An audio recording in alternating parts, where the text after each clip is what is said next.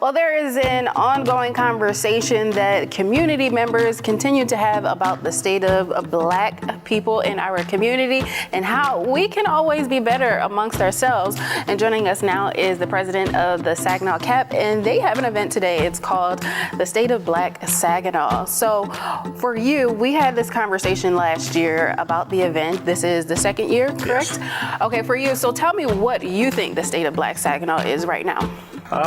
It's in a crucial state, and it's in a state that we need to sit down and talk about a few different things. Yeah, so you guys are going to be talking about Black leadership as well as Black votes. Why is this conversation so important after the election we just had? Well, I think it's a moment.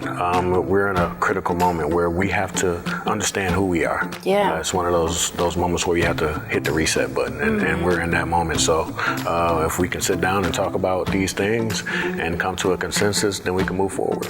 Yeah, and what does moving forward look like? We move forward in unison.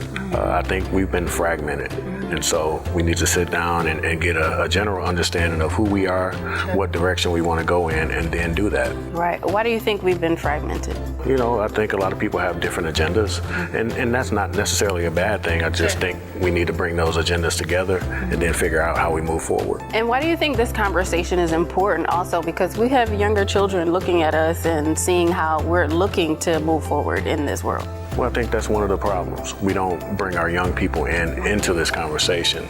We kind of tell them what we want them to do instead of listening to them and actually have them a part of the conversation. And so we need to do that as well. Yeah.